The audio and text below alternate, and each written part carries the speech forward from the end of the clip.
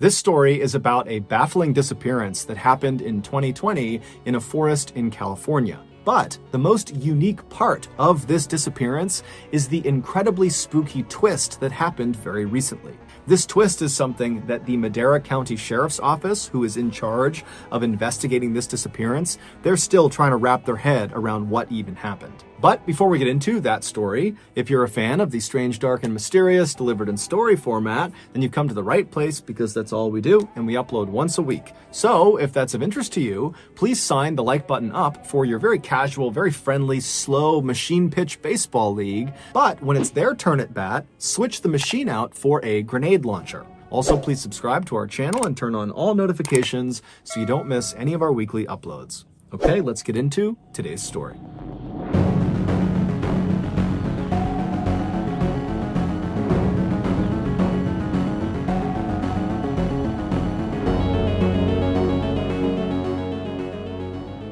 On March 11th, 2020, the World Health Organization declared that the COVID-19 outbreak was so bad that it had become a global pandemic, which meant this new highly infectious disease had spread virtually everywhere on the planet. And so around the time this global pandemic announcement was made, governments around the world began instructing their citizens to stay home and avoid all physical contact with other people outside of the people that you lived with. The idea being these quarantine measures would help stop the spread of the virus. Initially, world leaders and citizens believed these quarantine measures would have a dramatic impact and it would stop the spread, and before long, COVID would be under control and life would just kind of magically go back to normal. But unfortunately, that is not what happened. By June, so 3 months into the global pandemic, positive COVID cases were only going up, not down. And so it was around that point in June that people all over the world were starting to come to terms with the reality that COVID was not this simple problem with a simple solution. It was a complex health issue that likely was going to be around for a long time, which also meant these strict quarantine measures also would likely be around for some time. Now, the efficacy of these quarantine measures were quickly called into question, and it was all over the news, and politicians, all they wanted to talk about was, do these measures work? Is it having an effect on the spread of the virus? But for everyday people, the real concern was not politics, it was practicality. How do you live a full and happy life in quarantine? In June of that year, 54-year-old Sandra Hughes was pondering that question. To that point, her life had really not gone the way she had planned it. She had been married, twice actually, but both relationships had ended in divorce, and she had never had children.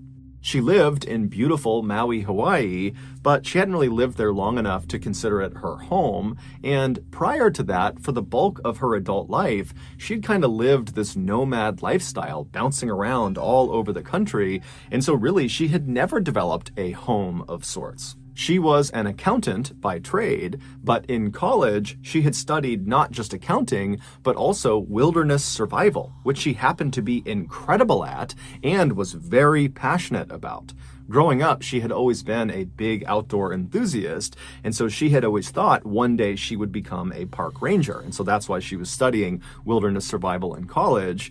But as these things go, after she graduated college, she did not become a park ranger. She became an accountant, and now, 30 years later, here she was. However, in June of that year, with COVID quarantine restrictions putting her and everyone else's life basically on pause, Sandra suddenly saw an opportunity, and that was to embrace this break from reality and spend this strange time in history back out in nature, getting back in touch with her roots as an outdoor survivalist. And so at the end of that June, Sandra would sell her place in Maui and she would move to Madera County, California, which is located smack dab in the center of California, situated just south of Yosemite National Park and just north of the Sierra National Forest. Then on June 26th, after Sandra had gotten settled in her new place in California, she would contact her family and tell them that she planned on going on this extended solo camping trip in the Sierra National Forest,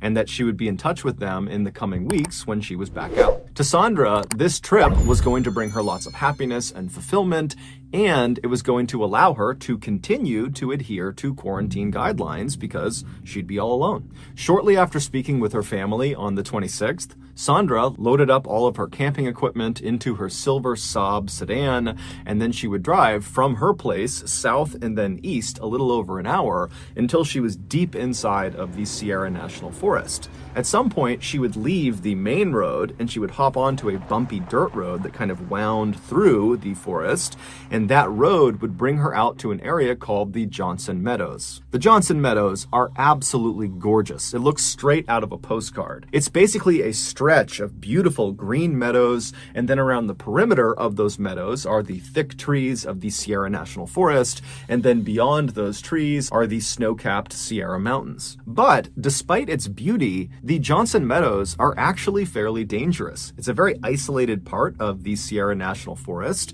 and there are lots of cougars and bears and other natural hazards in the area, so it's not really a place you go unless you're prepared to be there. And Sandra was certainly that, both in terms of her survival experience and the gear she brought with her.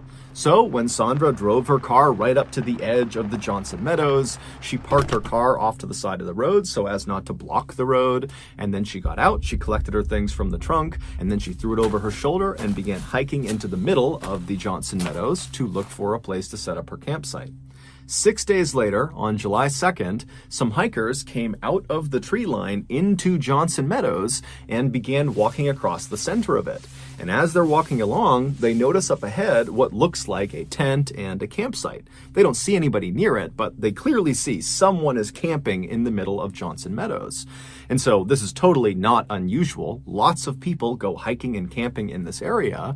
And so these hikers just began kind of creating a wide berth around this person's campsite because they didn't want to cut right through the middle of it as they went across the meadow. But as they're making this kind of wide berth around this campsite, they looked over at it, and as they passed by it, they noticed that the campsite was definitely abandoned, and it looked totally destroyed, like a tornado had crossed right across it. And so when they were parallel with this campsite, the hikers decided to actually go over and look at it and see what was going on. And so they walked over to this campsite and they're looking around and they see there's a backpack that's clearly been dumped out and all of its contents are strewn around all over the ground. There's unopened cans of food, there's papers and documents, the tent is in ruins. I mean, the place is just a total mess. And so the hikers didn't really know what to make of this. They couldn't tell if a person had kind of intentionally ransacked this site or if maybe an animal had come through. But as a precaution, they marked down on their map where this destroyed campsite was, and then they hiked out of the forest, and when they were back in cell phone range, they called the Madera County Sheriff's Office and they reported the site. And so later that day, some Madera County sheriffs made their way out to Johnson Meadows, and sure enough, the campsite is still there, it's still in ruins, and it's still abandoned. And so they would search the campsite and they would find some ID cards, and the name on those ID cards was Sandra Hughes. The sheriffs would leave the forest and get in touch with Sandra's family to find out if they knew why Sandra had left her campsite the way she had. But when Sandra's family heard about the state of Sandra's campsite, they had an immediate and definitive reaction to it. They told the sheriffs that Sandra was incredibly environmentally conscious and was very cleanly, and so she would never, ever leave her campsite looking that way on purpose. Something else had to have happened. The family would also tell the sheriffs that they had not spoken with Sandra since the 26th when she started her trip, and so they had no idea where she could be now. And so naturally, the family was concerned, the sheriffs were concerned, and so that day they filed an official missing person report. Over the next 2 days, a massive search was launched in Johnson Meadows and the surrounding area to look for Sandra. And so hundreds of people were out on foot, they had sniffer dogs out, there were helicopters in the air, and during the search, the Madera County Sheriff's Office was interviewing anybody who was out there, hikers, campers, and asking them if they had had any contact with Sandra, because Sandra was actually quite distinctive looking. Before she left for this trip, she had dyed her hair blue. But unfortunately, no one had seen Sandra, and despite this massive search effort over these first 2 days, nothing new was discovered that could lead authorities to where she had gone. But then on July 4th, so 2 days into her disappearance, Sandra Hughes was spotted.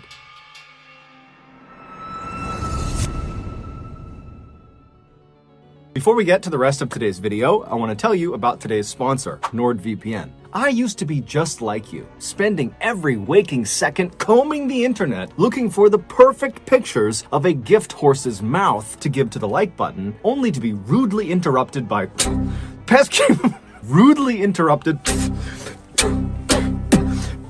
pesky pop-up ads.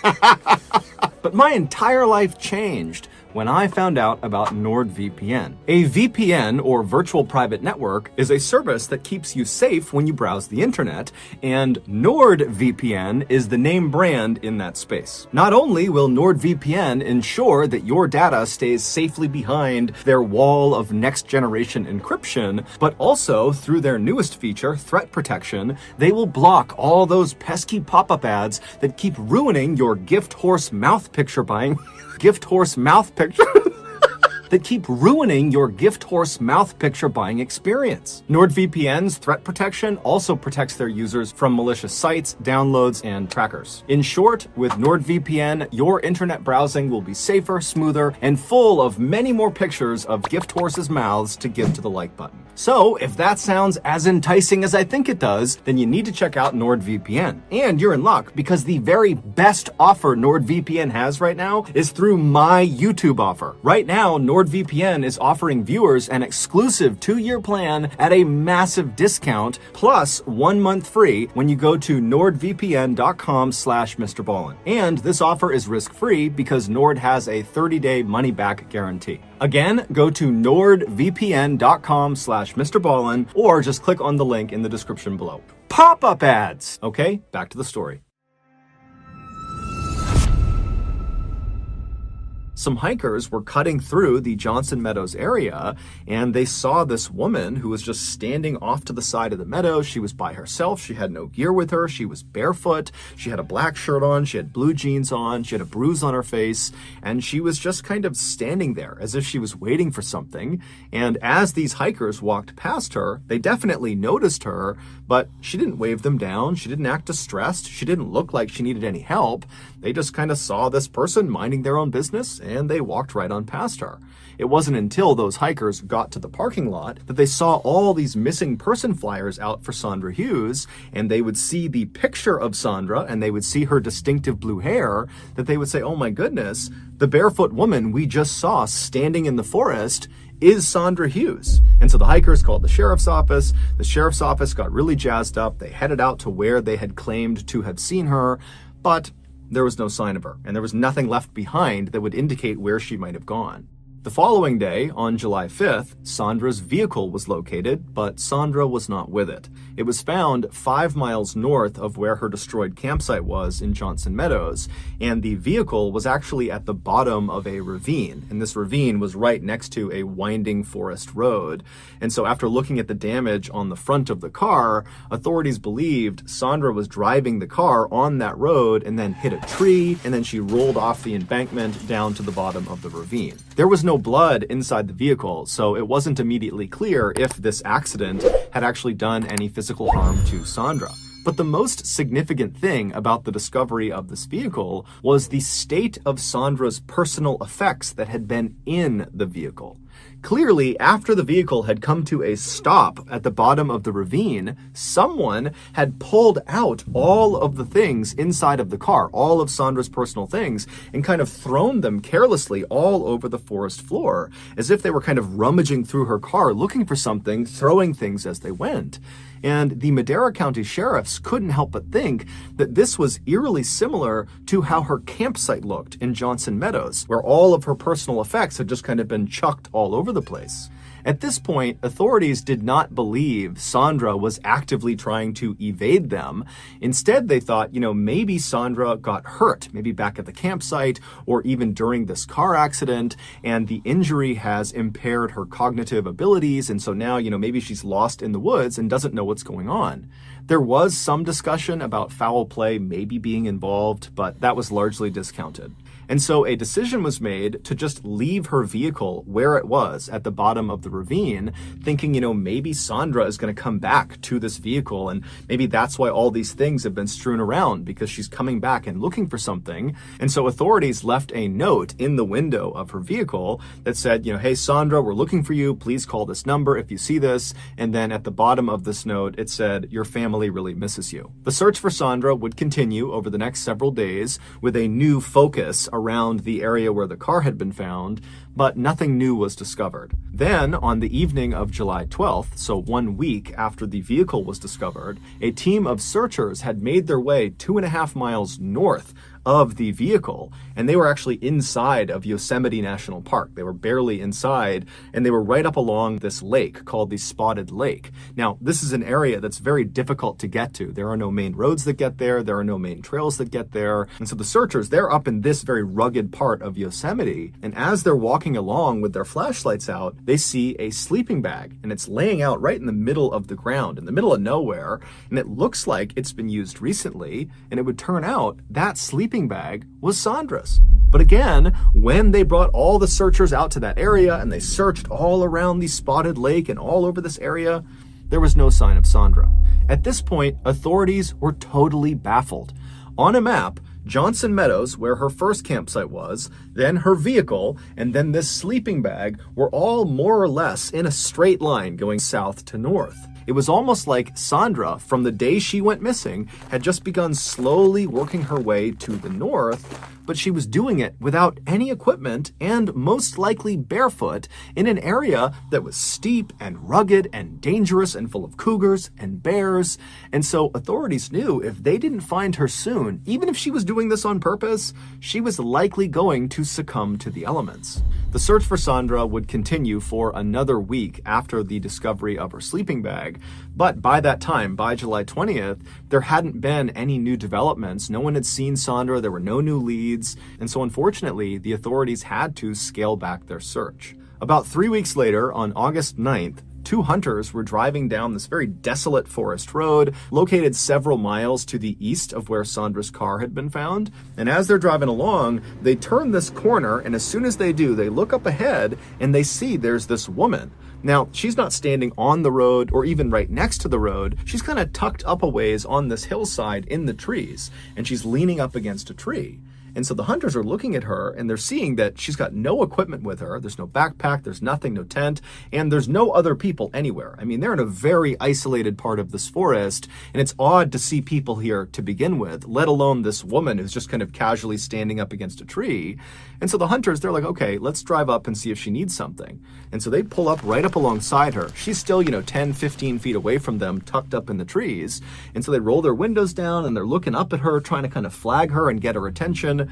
But the woman is not paying attention to them at all. She just continues to prop herself up against this tree and just kind of stares off into the distance. And so the hunters, they're looking up at her thinking, what's going on with this woman? And they kind of called out to her. They tried to wave her down, but there was nothing. There was no interactions with them. And so ultimately the hunters thought, okay, well, we don't know what this woman's doing, but it seems like she's here on purpose and she doesn't seem like she's in distress. She doesn't look hurt. And so they just decided to carry on. And so they drove off. And then later that day, they would see one of the missing person flyers for Sandra Hughes. And they saw the blue hair in the picture. And they were like, oh my goodness, the woman we saw standing up against the tree in the middle of the forest was that woman, Sandra Hughes. The hunters would contact the Madera County Sheriff's Office and report this sighting, and they would describe Sandra as looking slightly thinner than the picture of her on her missing person flyer, and they would also say she was wearing overalls and a floral t-shirt, which was interesting to sheriffs because the last time Sandra was sighted, which was on July 4th, when those hikers had seen her barefoot with a bruise on her face near Johnson Meadows, she had been wearing a black shirt and blue jeans. And so clearly she had changed her outfit, but that didn't really make any sense because she had left all of her things at the campsite and her car, and so the whole situation was just totally weird to the sheriffs. But regardless, they headed out to that road where the hunters had seen Sandra, but like always, Sandra was not there, and there was no sign she had ever been there. After this, Sandra's case went cold, and so authorities and her family began to brace for the reality that they likely would never see her again. But there was one more terrifying twist coming. A year later, on Wednesday, July 21st, 2021, Jake Gorba, his wife Victoria, and their 3 young children were driving in Jake's off-roading vehicle up the steep forest road in the middle of Sierra National Forest on their way to the top of Shut-Eye Peak. Shut-Eye Peak is a mountain in the Sierra National Forest with stunning panoramic views from the top, and it's located about 5 miles to the south of Johnson Meadows, where Sandra's first campsite was discovered. So Jake and his family, they're driving their way up this long, bumpy, winding forest road, making their way towards the top of Shut-Eye Peak. And when they get about halfway, the kids in the back start complaining that they're hungry. And so Jake and Victoria, they decide, you know what, let's just pull over at the next natural stopping point and we'll have a quick lunch and then we'll continue on the rest of the way. And as luck would have it, the road they were on would actually level off and lead them to this kind of short, flat section of the mountain. And in this flat section was this beautiful little meadow that butted up against some trees. And so Jake and his wife thought this is a great place to stop and have a little picnic. And so he pulled his truck over on the side of the road, he parked it, he turned the engine off, and then as Jake and his wife are kind of gathering up their things before they get out of the vehicle to go prepare this picnic lunch, they hear their 3-year-old son, named Caden, who's in the back seat right near a window, start talking. And so Jake and Victoria instinctively turned around to see who Caden was talking to, and they saw Caden was not talking to himself, he was not talking to his siblings, he was turned and looking out his open window, looking across this small meadow into the forest, engaged in some sort of intense conversation with somebody outside. And so Jake and Victoria, they see their son and they look out the window in the direction he's looking and talking, and they don't see anyone. And so Victoria, she looks at her son and goes, "Caden, who are you talking to?" And what he would say to her would send goosebumps all over her body. And in fact, what would happen over the next several minutes from that point onward was so unsettling that Jake and Victoria decided, you know what, we're not going to the top of Shut-Eye Peak. We're turning around and we're leaving. And so they would speed out of the forest and they would get back home. And that night, Victoria would make a Facebook post about what her son said and this terrifying ordeal they experienced on Shut-Eye Peak, and she would post it. And that night, the Madera County Sheriff's Office would reach out to Victoria via a Facebook message, and they would tell her, "Hey, we saw your post. Can we please speak to you and your son?" And so the next day, the sheriffs met up with the Gorba family, and after speaking with Caden and hearing what he had to say, they would leave that exchange just as unsettled as Caden's parents. The day before, when Victoria turned around and looked at Caden and said, "Who are you talking to?" Caden would turn away from the window and look at his mom, and he would say, "There's a woman out there and she needs our help." And he starts pointing out the window. And so again, Jake and Victoria, they look from their son back out the window into the tree line, which is where Caden is pointing, and they don't see anyone. And so they turn back to Caden and they say, "Honey, we don't see anyone out there." And Caden, at this point, he becomes emphatic and he says, "Mom, you gotta trust me. She's right there. She needs our help. She's lying face down. Her legs are straight up and she's dead." And so at this point, Victoria and Jake are looking at their son thinking, what's going on here? Jake promptly hops out of the car and just starts running into the woods to see what's going on. Is there a person out here? But he's out there looking around and there's no one. And while he's out there, his son is pointing in the direction of where he is, claiming there's this woman right near him. And so Jake's looking around thinking, there's no one out here. I have no idea what my son's on about. And so he's spooked. He runs back to the car. And when he gets inside, Caden is still looking out the window. He's pointing and he's talking to this dead woman that needs their help. And so Jake and Victoria, they were horrified. They turned around, they left. And then that night, when Victoria made that Facebook post, she included in the post what this woman apparently looked like based on what Caden said. And what Caden said was she had a black t-shirt on, blue jeans on, and blue hair. And so when the Madera County Sheriff's Office saw this post that described seeing a person in a black shirt, blue jeans, and blue hair, they knew that description matched Sandra Hughes. And so when the sheriffs met up with the Gorba family, they brought with them a lineup of several women, and they went right up to Caden, and without giving him any extra information, they just showed him all these pictures of all these women. And they said, "Caden, can you identify in any of these pictures the woman you saw in the woods?" And Caden looks at these pictures, and he picks out 3 pictures. All 3 are Sandra Hughes. The sheriffs, along with Caden and his father, they would return to that section of Shut-Eye Peak to search the tree line near the meadow to see if there was any sign of Sandra or any indication that she had been there, but like always, there was nothing. As of today, we still have no idea where Sandra is or what happened to her, and nobody has any idea what to make of the very strange sightings of her that occurred after she went missing. It's all just one big mystery. If anyone has any information about Sandra Hughes, you are encouraged to contact the Madera County Sheriff's Office. The number is right here and also in the description. So that's going to do it. If you got something out of this episode and you haven't done this already, please sign the like button up for your very friendly, casual, slow machine pitch baseball league. But when they're up at bat, switch out the machine for a grenade launcher. Also, please subscribe to our channel and turn on all notifications so you don't miss any of our weekly uploads. We now have a podcast called the Mrballen Podcast, which puts out brand new, never before heard podcast exclusive stories on Monday mornings. On Thursday mornings, we put out the remastered audio of our most popular YouTube videos. Again, it's just called the Mrballen Podcast, and you can find it on Spotify, Apple Podcasts, Amazon, Google, basically anywhere you find podcasts, you can find this one. We also have 2 additional YouTube channels. One is a shorts channel called Mrballen Shorts, and the other is a Spanish language channel called Mrballen en Español. We also put out near daily content on our Facebook and Snapchat pages. Those are just called Mrballen. If you want to get in touch with me, please follow me on any major social media platform. My username on all of them is just @Mrballen, and I really do read the majority of my DMs. We have some really cool merchandise, so head on over to shopmrballen.com to have a look. If you have a story suggestion, please submit it to our subreddit, just called Mrballen. It's linked in the description below. So whether I see you on Twitter, Instagram, TikTok, Reddit, YouTube, Facebook, other YouTube channels, the podcast, wherever, just know that I really appreciate your support. And until next time, that's going to do it. See ya.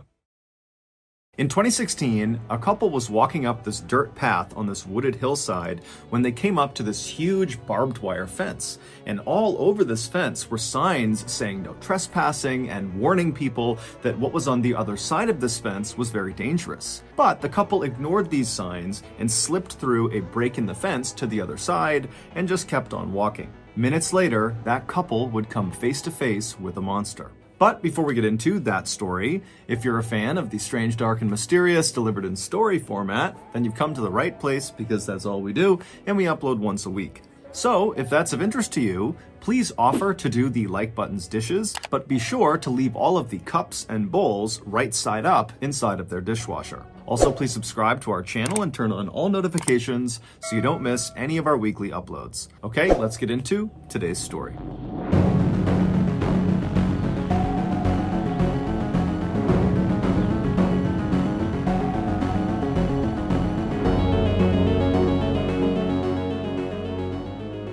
While she was in high school in Dayton, Ohio, Raquel Bain became known as a bit of a thrill seeker, primarily because she would do something called car surfing, which is exactly what it sounds like. She would climb onto the exterior of cars and hold on to the roof while somebody else drove it around. In addition to seeking out these physical thrills, Raquel was also drawn to psychological ones, like going to places that were supposedly haunted and seeing if she could spook herself.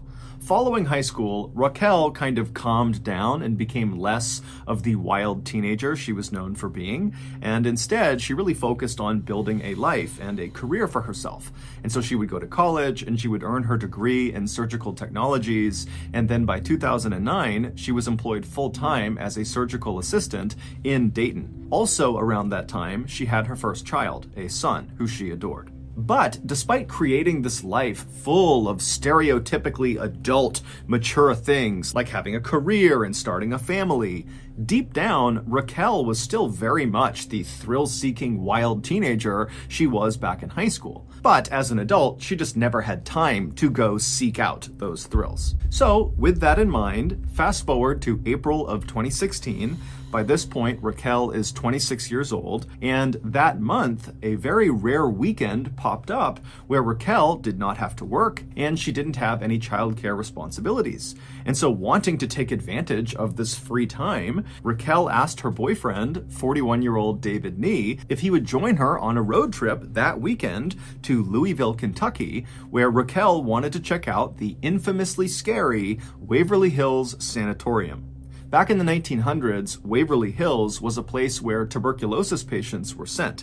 Tuberculosis, or TB for short, is an infection of the lungs and it can be deadly. Today, there's a cure for it, but back in the early 1900s, there wasn't. And so most of the people who went to Waverly Hills died there, and usually very slowly and painfully and in total isolation from their families, because in virtue of being sent to Waverly Hills, they were effectively being quarantined to stop the spread of the disease. Waverly Hills would eventually shut down permanently in 1961 because by that point the cure had been found, and after it shut down, the building basically just sat there. Nobody else came in and turned it into anything else. And so this building is basically abandoned, and lots of people began sneaking in to see what it was like in there, and a shocking number of these trespassers reported seeing ghosts inside. Today, the sanatorium is still very much in the same condition it was left in, but the Waverly Hills Historical Society has stepped in and made it very hard for people to sneak into the building. However, knowing people do want to go in and look around, the Historical Society has begun offering guided tours of the sanatorium, and these tours are given exclusively at night to increase the spooky effect. And so David, who had only been dating Raquel for a month when she asked him to come with her to the sanatorium, he was not really that keen on doing this. It did not really appeal to him to go walking around this totally terrifying place, but he could tell it was important to Raquel. She was really excited about it, and so he agreed to go. A few days later, on the late afternoon of April 23rd, the new couple left Raquel's place, they climbed into the car, and they began driving south.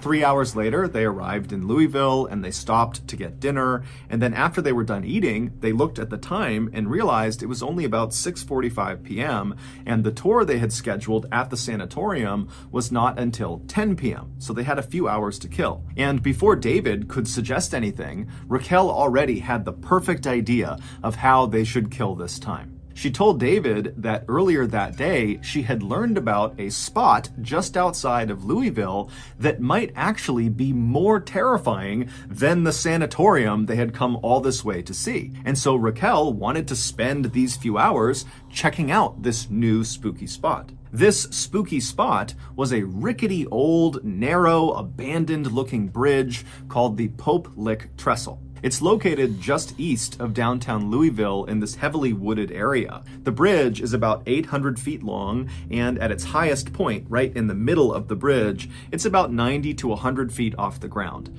And this bridge connects the tops of two of the bigger rolling hills in the area. But the bridge's physical appearance has nothing to do with why it's considered so spooky.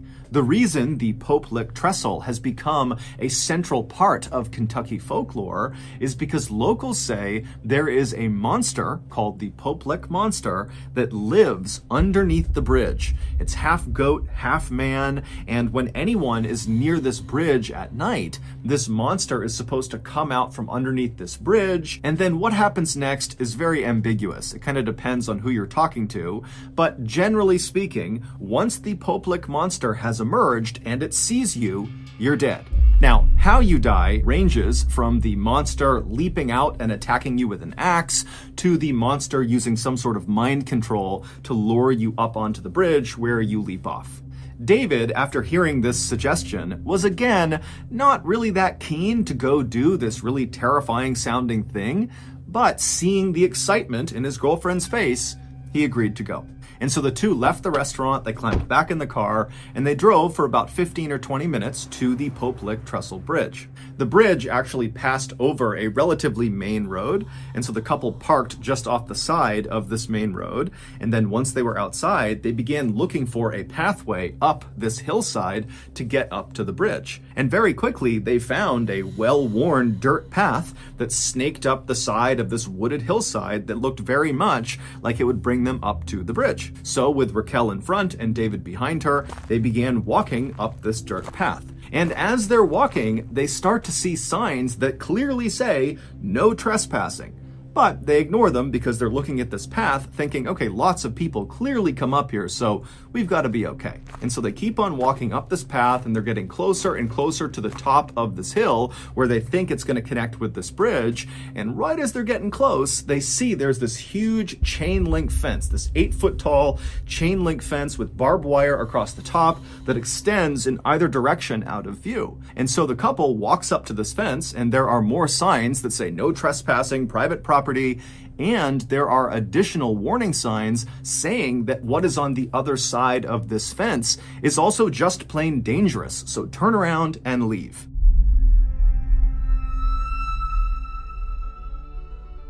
Every fall, when the leaves start to turn colors and the weather starts to get cool, people flock in droves to their nearest coffee shop to order a pumpkin spice latte. And every year when I see this phenomenon occur, I think to myself, how hasn't anyone started a seasonal eel teeth and milk sandwich restaurant? It's such an obvious compliment to the pumpkin spice latte. Well, this year I decided enough was enough.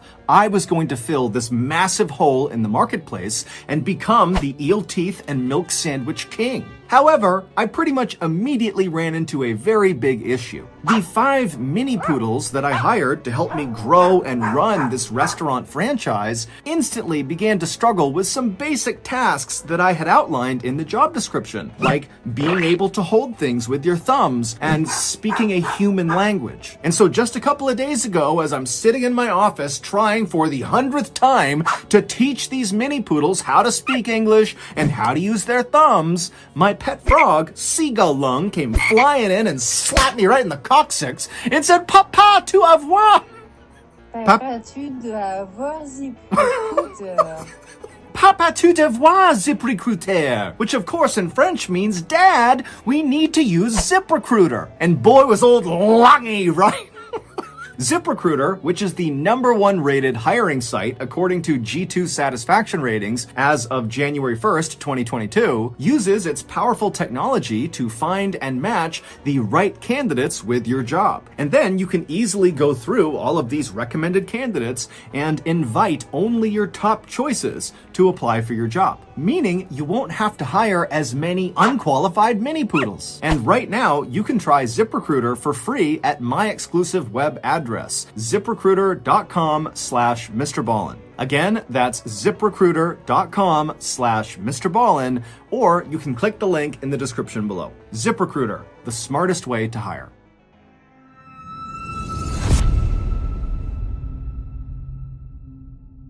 As Raquel and David are staring at all these signs and this fence, they see, not far from the path, somebody had clearly bent 2 of the fence posts and created a narrow gap in the fence that you could slip through. And so from David and Raquel's perspective, that looked like the way other trespassers must have found their way up to the bridge, and so it must be safe. And so once again, the couple disregarded all the warnings. They made their way over to this gap in the fence, they both slipped through, and they kept on walking up the hill. Just a couple of minutes later, they reached this clearing, which was at the top of this hill. And once they were in this clearing, they were able to turn and they could actually see the bridge. It was only a couple hundred feet away from them. And it was totally intimidating. By this point, it's totally dark out. And from their perspective, all they see is this very narrow bridge that they know is 100 feet off the ground at certain points. And they can see there's no guardrails on either side of this bridge. It would have almost looked like a tightrope kind of extending off into the darkness. But even if the couple was really intimidated by the sight of this bridge and with all these warning signs before it, they were able to put their fear aside and just keep on going. And so with David now in the lead and Raquel behind him, they walked the couple of hundred feet over to the start of this narrow bridge. And when they got there, without actually stepping onto the bridge, David came to a stop. He turned around to face Raquel and he gestured for her to come stand next to him so they could take a selfie with the bridge in the background. Because David at this point is thinking, we're not going to go on this bridge. We're just going to look at this bridge, take some pictures, and then we'll go. But Raquel, who he's looking at, gesturing to come stand with him, just walks right past him, onto the bridge and takes several steps out onto this narrow, rickety old thing, and then she stops, turns around, and gestures for David to come with her and walk across the entire bridge. And David, again, is having his second thoughts, but he sees Raquel wants to do this, and so he agrees to go. After they had walked about 100, maybe 200 feet across this bridge, the two of them just started laughing because it was totally exhilarating what they were doing. Not so much the quest for the Popelic monster, but rather the very real risk they were taking walking this tightrope bridge in the middle of the night. The couple would continue to very cautiously but quickly make their way across this bridge, and when they reached about the halfway point, when they were at the highest point from the ground, the bridge itself begins to shake. And then from behind them, they hear this loud grinding sound. And so the couple, they whip their heads around and they see there are these two bright glowing lights that are looking right at them all the way on the start of the bridge. And they realize it's a train. When Raquel and David walked up that dirt path and snuck through the fence and reached the top of the hill and could actually see the Popelic Trestle Bridge, they would have also seen the train tracks in the hillside that clearly extended onto the Popelic Trestle and went across the bridge. This was a train bridge. They would have seen that. But it's assumed that the couple, who didn't live in the area and so didn't know much about the Popelic Trestle, it's assumed they thought, well, this is a train bridge, but it's got to be abandoned. It certainly looks abandoned, and it does. It looks totally old. It does not look active, even though it is. Or the couple thought, well, this is just an old train bridge. It might be active, but surely no train is going to come through anytime soon. We can get across the bridge before a train arrives. But, of course, they were wrong. When the couple turned around and saw these two headlights bearing down on them, they quickly realized they would not be able to outrun this train. The train's clearly trying to stop. It has seen them. It's hitting its brakes. It's sounding its horn, but it's just clearly moving too quickly. So they cannot run to the other side to safety. And because this bridge was meant for a single train to pass through, there was no other track they could just jump onto to avoid being hit. And there were no walkways on either side of this railway. And so literally all they had was the track that this train was going to cross over, and they were on it.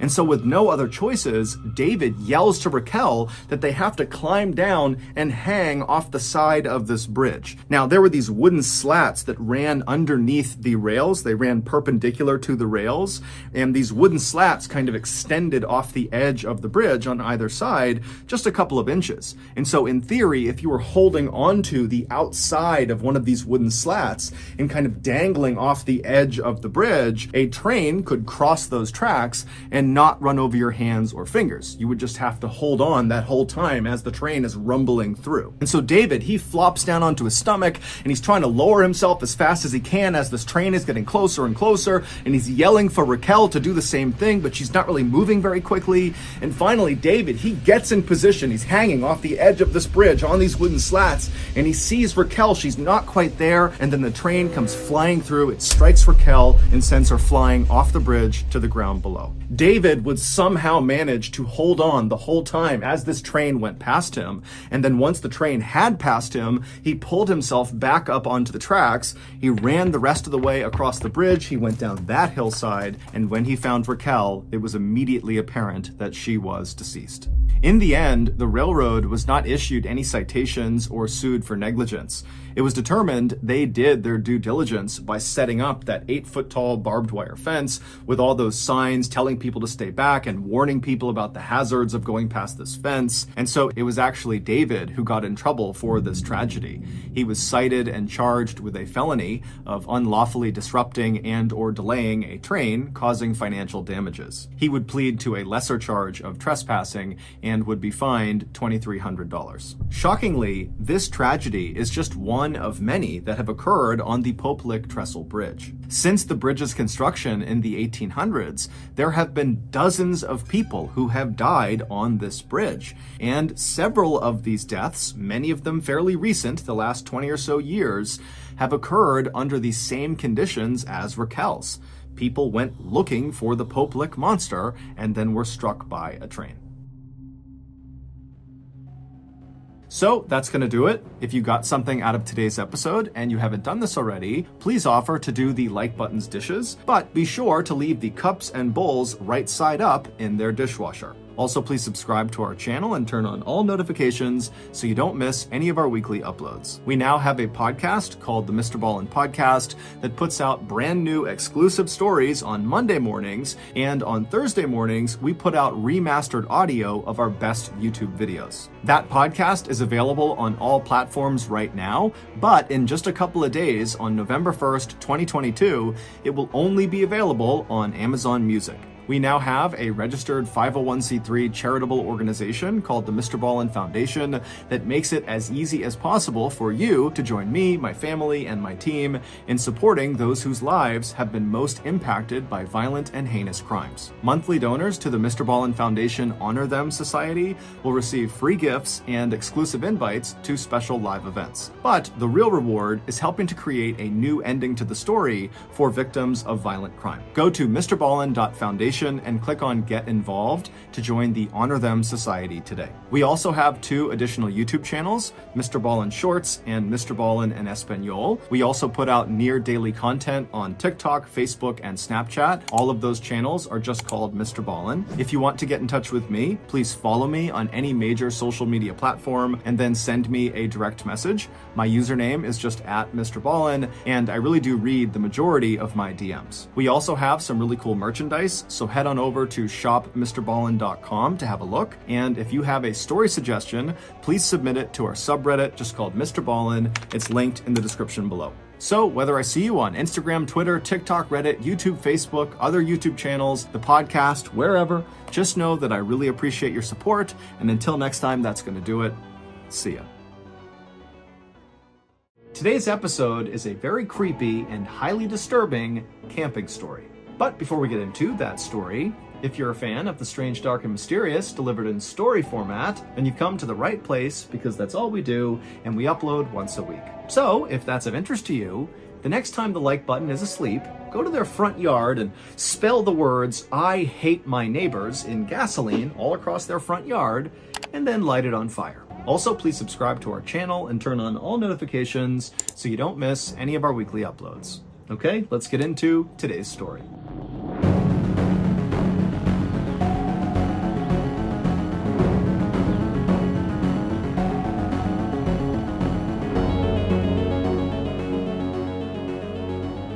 On the afternoon of May 6th, 2008, a 54-year-old man called Ricky Williams stood on the riverbank casting out his line into the waters of Dismal Creek in Western Virginia. Ricky was hoping to get lucky and catch some trout, but he'd been out here fishing for 30 minutes so far, and there were no bites. Normally, Ricky wouldn't care because he loved just fishing for hours and hours at a time. But today, he and his dog, who was right with him, were really hungry because they'd been out in these woods camping for several weeks now, and their food supply was finally dwindling down to the end. And so if they didn't catch any fish today, they might not eat. Now, for context, where Ricky was fishing, Dismal Creek, despite its bleak name, it was actually a beautiful, secluded spot on top of a mountain that was on the Appalachian Trail.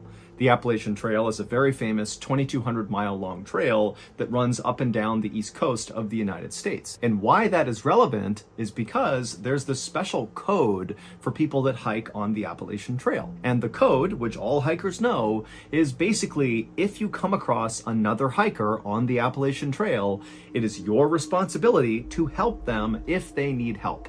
And it is their responsibility to help you if you need help. So it's this community of hikers that are always looking to help each other. And so Ricky was very aware of this code on the Appalachian Trail, and he was secretly hoping, as he cast his line over and over again and didn't get any bites, that a hiker or a group of hikers might come by this area, and maybe they would see him and come down and learn that he needed food, and they might just give him some of their food. But another half hour passed and no hikers came by, and still Ricky could not catch any fish. But then suddenly, Ricky's dog, who was right next to him, began to whine and kind of began shifting around like it was sensing a predator in the area or something. But as Ricky was trying to calm his dog down, he began to hear a voice in the woods right behind him. Somebody was moving towards him. And when Ricky heard this voice, on the one hand, he was pretty excited because maybe this is a hiker who can give him some food. But on the other hand, Ricky couldn't help but feel really uneasy. Now, you need to understand that Ricky was an older guy, he was kind of frail, and over the past few weeks that he'd been camping with his dog, as his food supply had run down, he had become skinnier and skinnier and skinnier, and so he really did not pose any sort of threat to anybody. He's like this weak older man. Now, generally speaking, the Appalachian Trail was a very safe place, but over the last few decades, there had actually been several murders that took place on the Appalachian Trail. And in fact, one of those killings took place less than 2 miles away from where Ricky was fishing with his dog. And in that double homicide,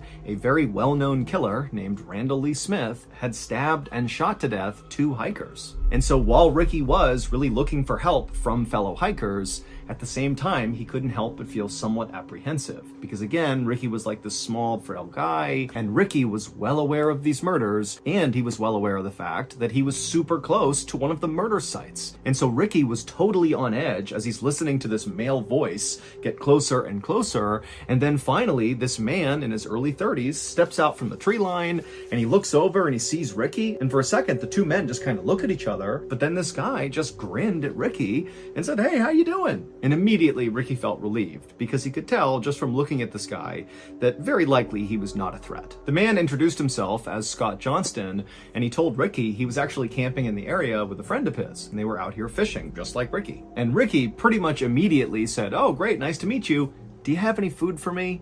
And Scott was like, "Absolutely." And he dug into his bag that he had with him, and he pulled out a couple energy bars and a bag of chips, and he threw them over to Ricky. And he also gave some fresh bait to Ricky so he too could cast out again.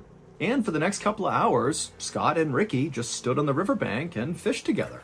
And after a while, the trout did start biting and they did start catching fish. So the day kind of turned into a great outing for Ricky. And it got even better because as soon as the men were done fishing, Scott asked Ricky if he wanted to join him and his friend back up at the campsite for dinner.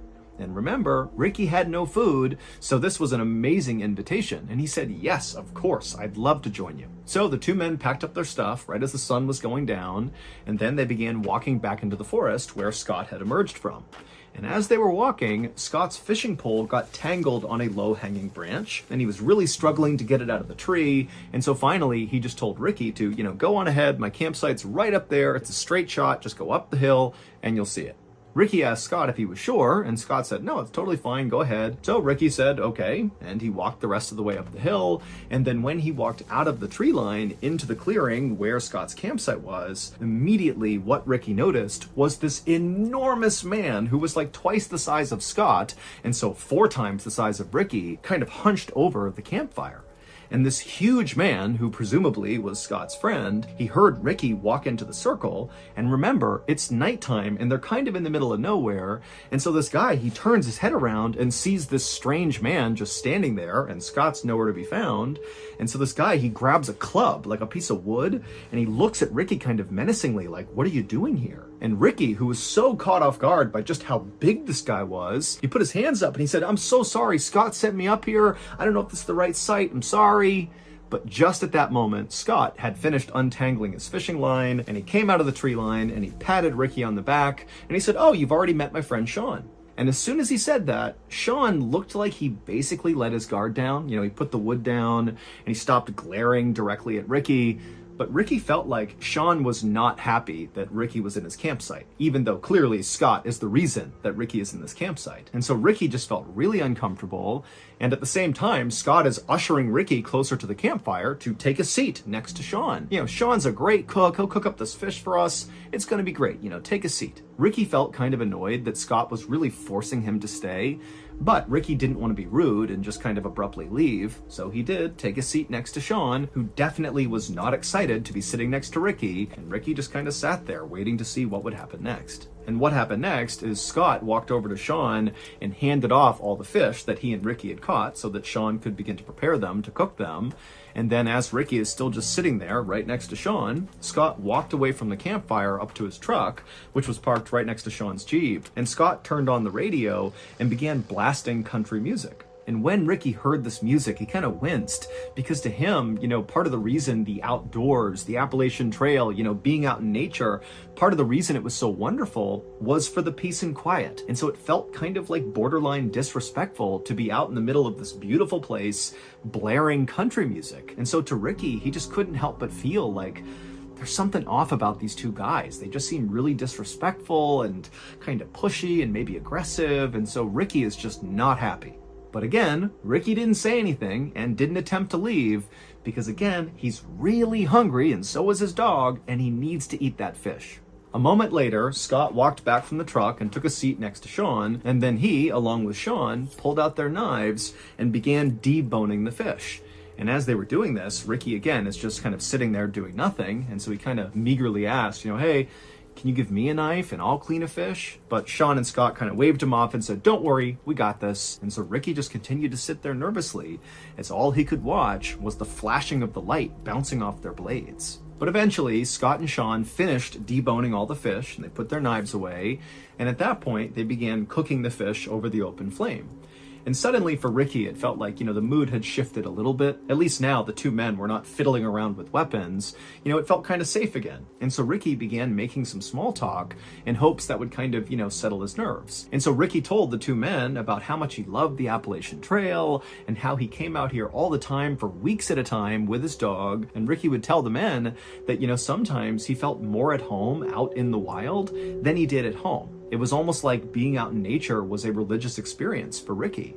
And he would even tell Sean and Scott that sometimes when he was out in nature, he would meditate and pray and even do some chanting like part of a ritual. I mean, he was really trying to be in tune with Mother Nature.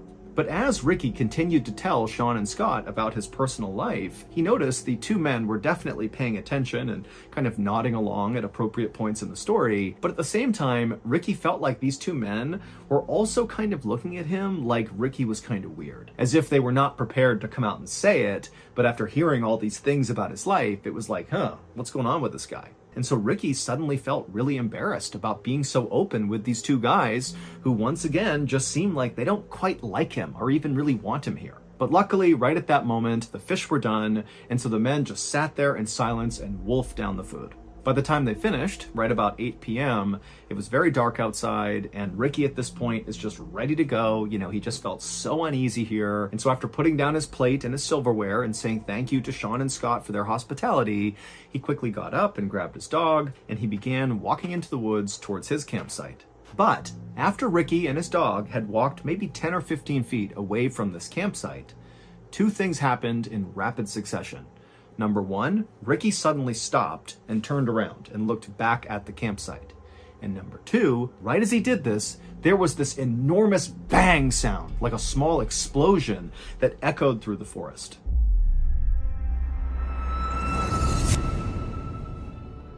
Okay, so if you're not listening to our show called Run Fool, then you are really missing out on a truly special and unique podcast. Now, it's technically a horror podcast, but honestly, it's so much more. Every episode is a fresh take on terrifying lore, like a modern ghost story wrapped up in a tightly spun narrative. Also, remember, Run Fool is a Mrballen Studios podcast, which means there's always going to be a big plot twist or reveal at the end. Rodney Barnes is the iconic host of Run Fool, and every story he tells on there, it feels like this fully immersive horror movie. Also, the sound design on this show is like expert level. Barnes really knows what he's doing. Even if you never watch the show, you should tune in just for a second, at least once, just to hear Barnes's radio voice. It is like the best, most soothing voice I think I've ever heard. So if Run Fool feels like a show you might like, go run and follow the show and start listening. Also, be sure you stick around till the end of today's video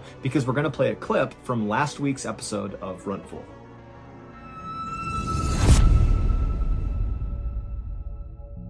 About 30 minutes later, and about 4 miles away from where Ricky and Sean and Scott had been, There were these two women who were in their house eating dinner when they heard this sudden frantic knocking on their front door. Now, these women live in a very isolated part of the country, and so the women were very concerned.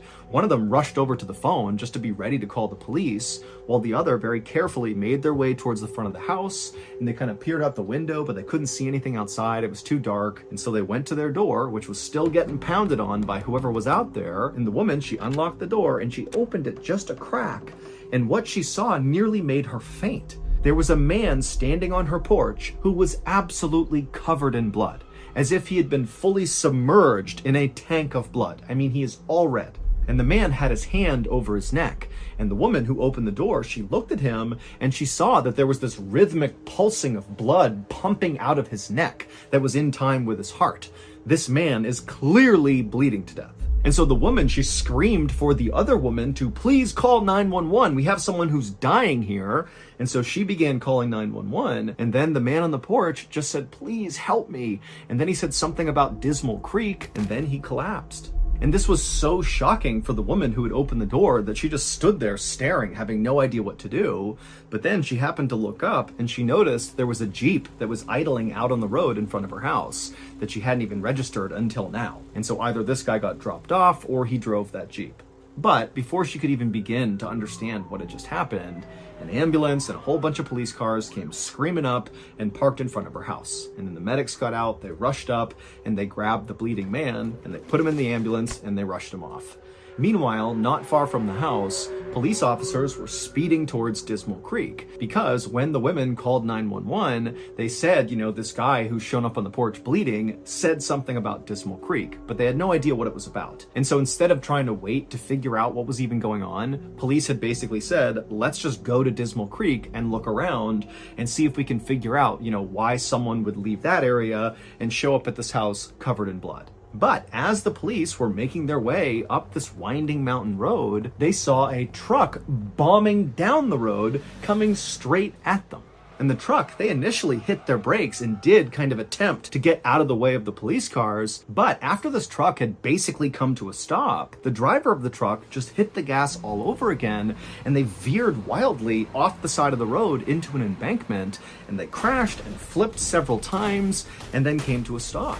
And the police officers who had veered to the side of the road to avoid getting hit by this truck, they just watched this happen and they couldn't understand why the driver had gunned it again after stopping and then seemingly intentionally drove off the road. It almost seemed like the driver was trying to crash. And so the police, they got out of their car and they approached the wrecked truck with their guns drawn. But when they looked into the vehicle, they saw there was a single occupant, the driver, and he was still somehow alive. So the police got him out of the vehicle and they called an ambulance, but they actually sent an officer with the ambulance to escort them because the police were actually pretty suspicious of this truck driver. Because remember, they were going up that road to get to Dismal Creek to see what had happened there that would lead to another man showing up on somebody's doorstep in the middle of the night covered in blood. And now they have this truck driver who looks like he's speeding away from Dismal Creek, who crashes his truck. I mean, there was no clear connection between the truck crash and the bloody guy, but the police were suspicious that they had to be connected. So they sent the officer to the hospital as well. About 30 minutes after the truck crash, the police left the scene and continued the rest of the way up the road to Dismal Creek. And once they got up there, the police fanned out all across the area and just began looking for anything. Just any clue that might explain what the heck happened here, if anything happened at Dismal Creek at all. And pretty quickly, the police actually did find something unique. In the middle of the Dismal Creek area, they found a campsite. But it was not the campsite where Sean and Scott were staying, where Ricky had gone and shared dinner with them. This was a different campsite. And not long after searching this other campsite, police concluded that whoever was staying here did not seem like they were mentally well. This seems like a mentally unstable and potentially dangerous person lives here. So the campsite was really simple. It was just a tent and a campfire. But when the police lifted up the flap and looked inside the tent, they found a collection of 30 knives along with a police scanner that basically picked up police radio chatter in the area, so you could listen to a scanner and basically know what the police were doing in your area. There were also all these weird piles of clothing. Some were for kids, some were for adults, some were for men, some were for women. There were piles of eyeglasses, and there were 8 pairs of women's underwear. And then also there was a map of the Appalachian Trail inside of this tent, and all over this map along the trail were all these spots that were circled, but there was no information about what these circles meant. However, one of the places that was circled was Dismal Creek. And then next to the map was a radio, and inside the radio was a cassette. And so the police just hit play, and immediately what they heard totally creeped them out, because the tape sounded like some kind of satanic ritual. It was basically this one man's voice just kind of howling and chanting over and over again. But by far, the most shocking thing that was found inside of that tent was a single piece of paper. And this piece of paper was a birth certificate, and the name on the birth certificate was a name that basically all police in this area knew, and in fact, anybody living in or around the Appalachian Trail definitely would know this name. And the identity of this person, the name on the birth certificate, was the key to putting together all these seemingly disconnected events that had happened on this night. From the explosion when Ricky walked away from the fire, to the bloody man at the house, to the truck crash, they were all connected through this single person. A few hours earlier, after Ricky had gotten up and walked away from Sean and Scott's campsite, and then after barely making it onto the trail, he had turned around and there was that loud explosion.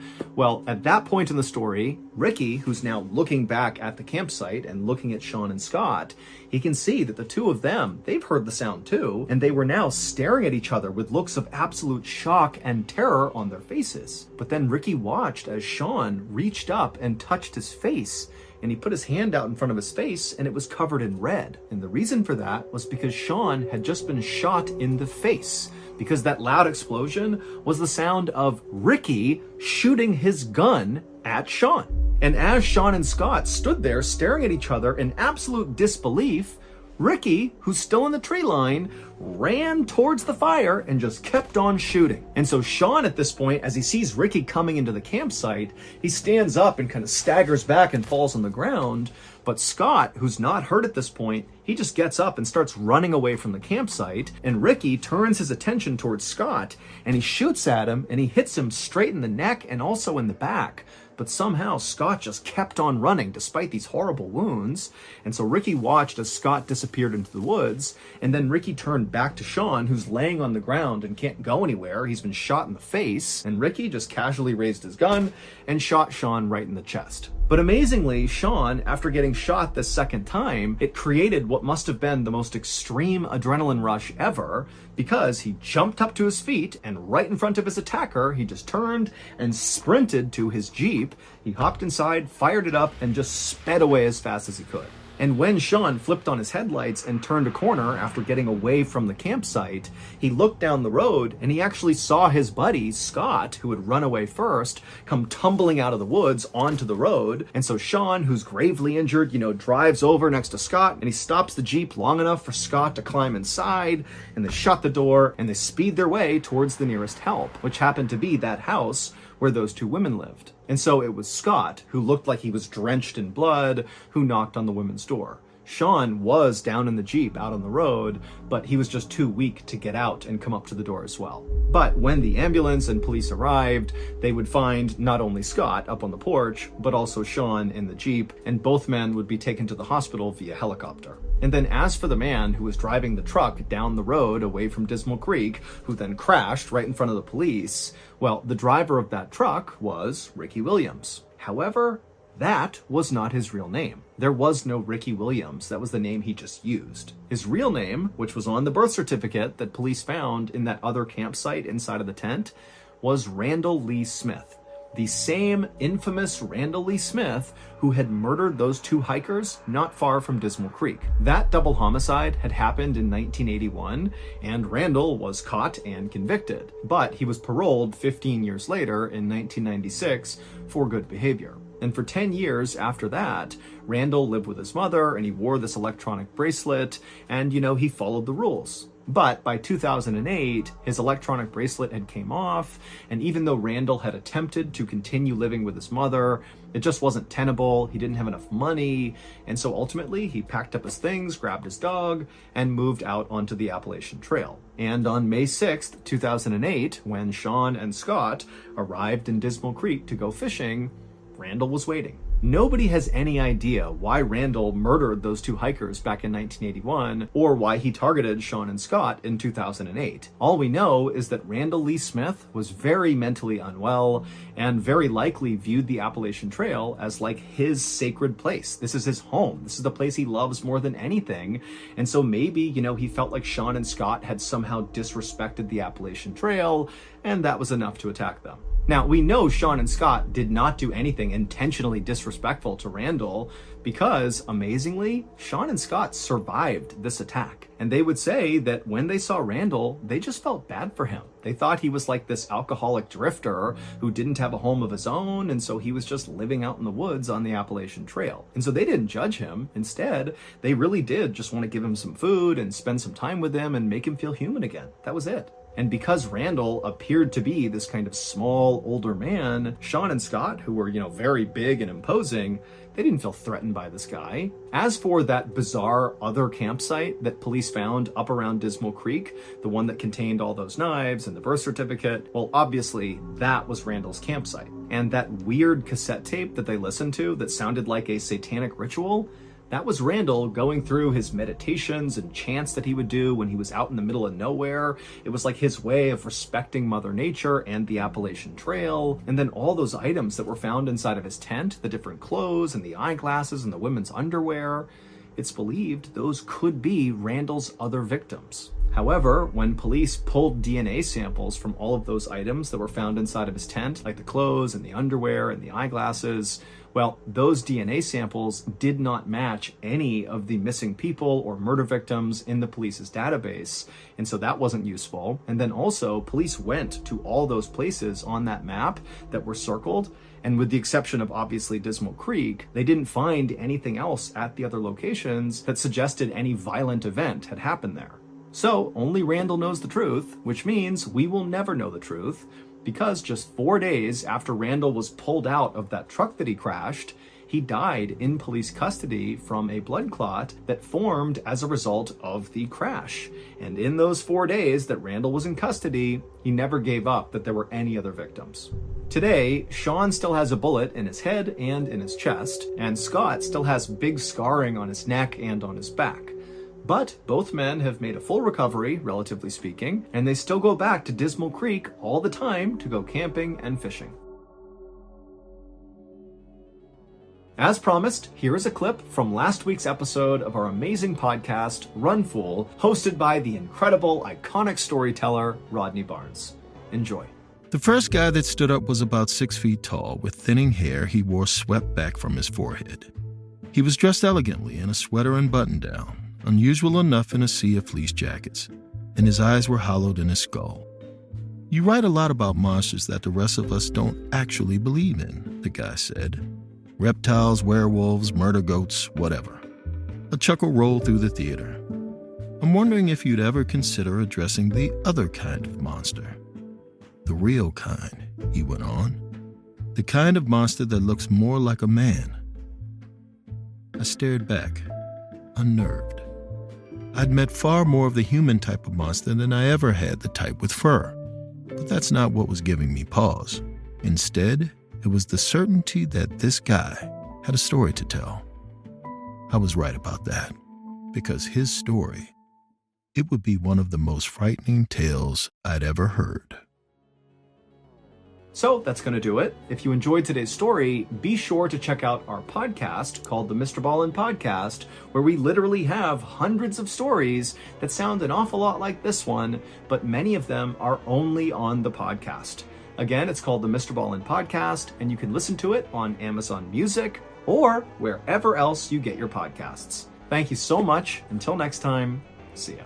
Wait, don't go anywhere. If you're looking for more strange, dark, and mysterious videos, click here. The scary part about today's story is it could happen to anyone. But before we get into today's story, if you're a fan of the strange, dark, and mysterious delivered in story format, then you've come to the right place because that's all we do, and we upload 3 or 4 times every week. So if that's of interest to you, please gift the like button one of those magic 8 balls that tells the future, but change all of the potential responses to reply hazy, try again. Also, please subscribe to our channel and turn on all notifications so you don't miss any of our weekly uploads. All right, let's get into today's story.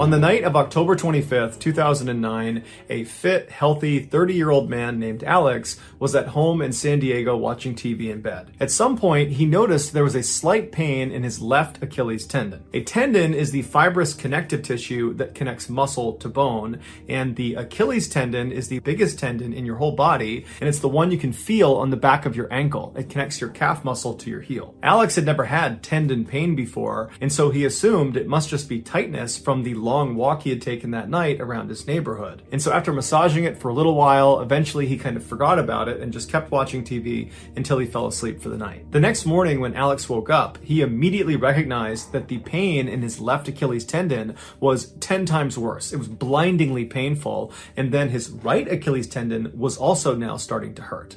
And so he reflexively reached under the covers and tried to massage his sore tendons, but as soon as he touched the backs of his legs, he felt shooting pain in that area, and so he couldn't touch them anymore. And so instead, he swung his legs off the bed and he sat up on the edge of his bed. And then he slowly rocked forward until he transferred his weight onto his feet and tried to stand up. And as soon as he did, he fell to the ground because of the blinding pain in his tendons. And so he manages to pull himself back up using the bed. And then he hobbles his way out of his bedroom over to the top of the stairs. And then he grabs the railing and he carefully makes his way down the stairs. And as he's walking, it feels like the tendons are so tight, they're going to snap like a rubber band. And so he gets to the bottom of the stairs and he walks his way around into the kitchen, where he sits down and he kind of evaluates what's going on, and he thinks to himself, man, I must be developing a wicked case of tendinitis. Tendinitis is inflammation or irritation of the tendon. And so Alex grabbed his laptop, which was right in front of him. He opened it up and he began looking for ways to alleviate pain from tendinitis. And so after looking in a couple medical forums, he got up and hobbled his way over to the bathroom. He opened up the medicine cabinet and he grabbed the Icy Hot, which is a topical pain reliever, and then he hobbled his way into the first floor living room where he laid down on the couch, and then he applied a healthy amount of Icy Hot on the backs of both of his legs right over his tendons,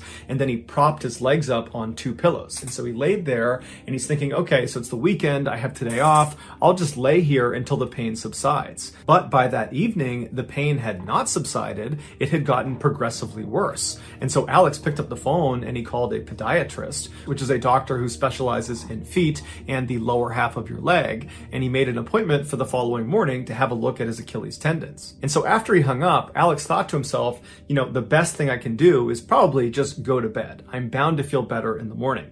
And so Alex hobbles his way back up the stairs, holding onto the railing, and he goes into his bathroom to wash his face. He reaches for the towel and he notices his thumb is suddenly locked up and he can't move his thumb. And then his other thumb too locks up, and he's looking at them and he can't get them to move. And so with his other fingers, he tries to move that thumb and bend that thumb, but he can't do it.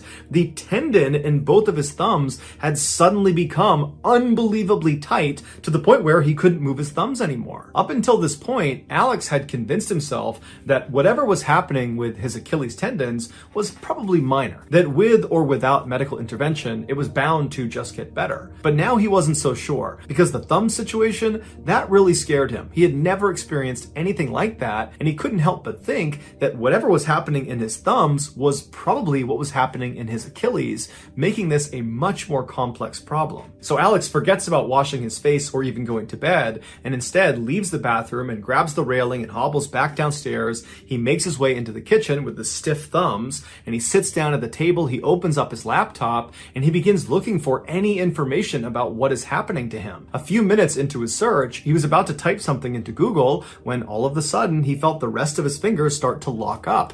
The tendons in his fingers were tightening up just like his thumbs and just like his Achilles tendons. And so now Alex is going into crisis mode. He doesn't know what's happening to him. He has no idea what to do, but he manages to calm himself down and he told himself, Alex, tomorrow you got a doctor's appointment.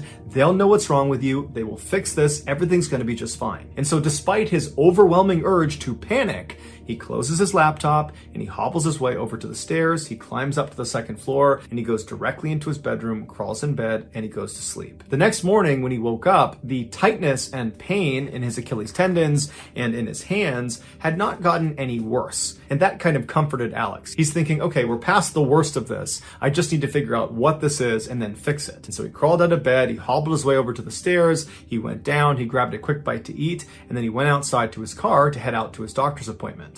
When he got to his car, he reached for the door handle, and when he pulled on it, he felt an unbelievable surge of pain in the hand that was on the car.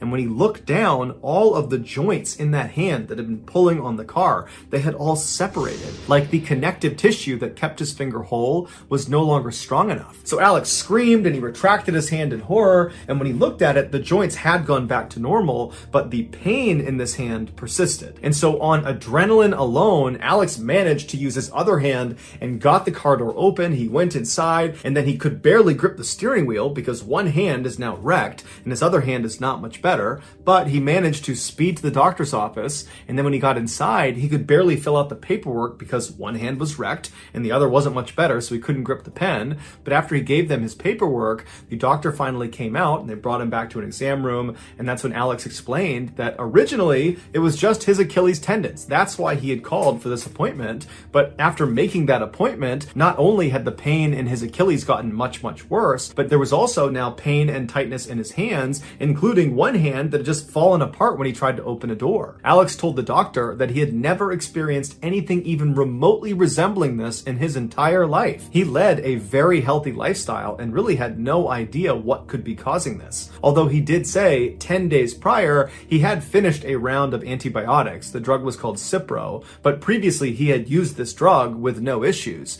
But as a precaution, he told the doctor because he knew one of the side effects of this drug was tendon problems. And so as a precaution, Alex had actually brought the paperwork for that drug, Cipro, and he gave it to the doctor. And so the doctor, after hearing the story, he reads through the fact sheet of this drug and he tells Alex that he doesn't think it's a side effect of the drug.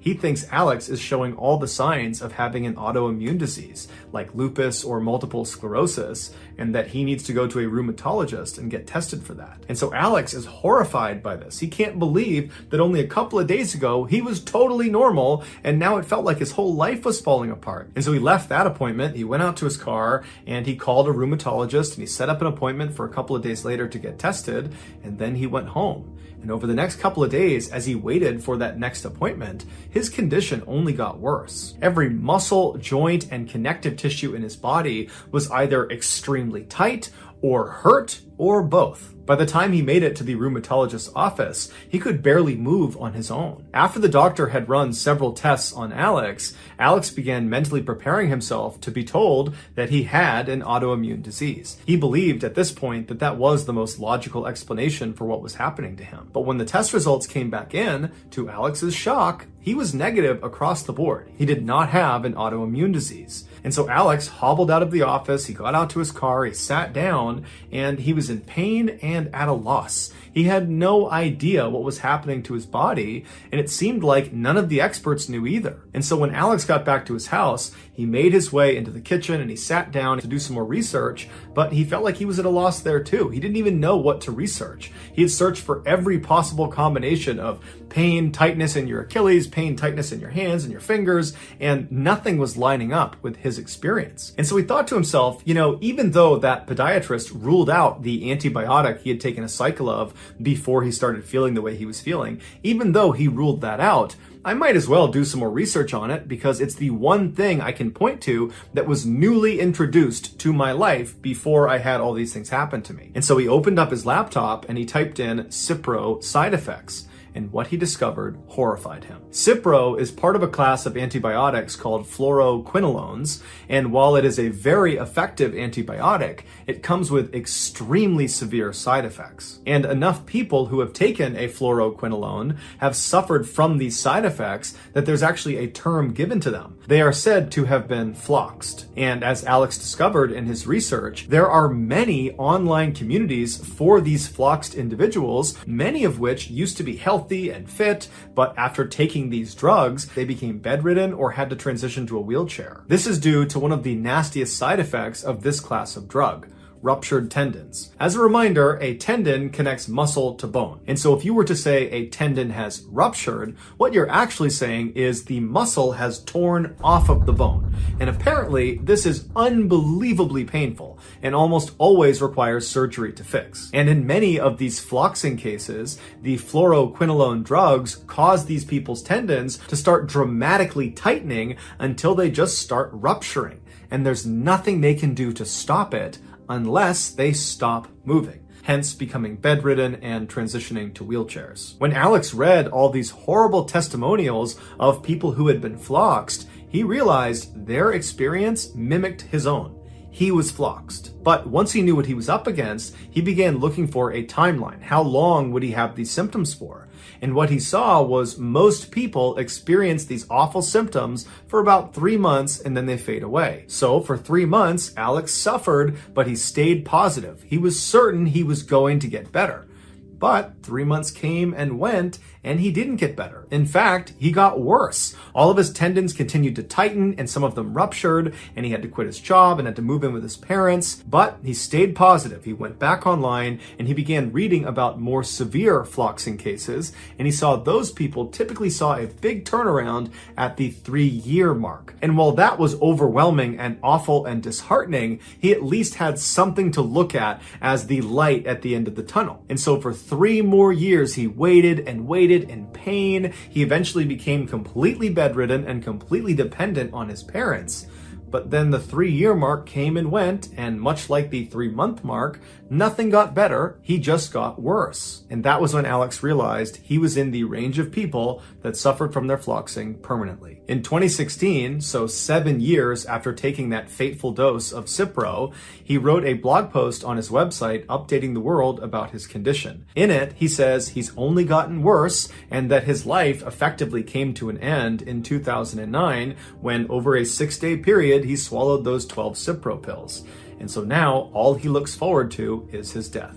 So that's going to do it, guys. If you found the secret in today's video, let us know in the comments section what it is and where you found it. So give us the timestamp. And if you're the first to do that, we'll pin you at the top of the comments section. If you got something out of today's video and you haven't done this already, please gift the like button one of those magic 8 balls that tells the future, except replace all of the potential answers with reply hazy, try again. Also, please subscribe to our channel and turn on all notifications so you don't miss any of our weekly 3 or 4 video uploads. If you want to get in touch with me, you can direct message me on Instagram or on Twitter. My username for both platforms is the same. It's JohnBallen416. I also have a ton of content over on TikTok where my username is Mrballen. I also have a second YouTube channel called Mrballen Shorts where I post random short videos and lost episodes. If you have a story suggestion, please submit it to our subreddit just called Mrballen. It's linked in the description below. So whether I see you on Twitter, Instagram, TikTok, Reddit, YouTube, or some combination, just know that I really appreciate your support, and until next time, that's going to do it. See ya.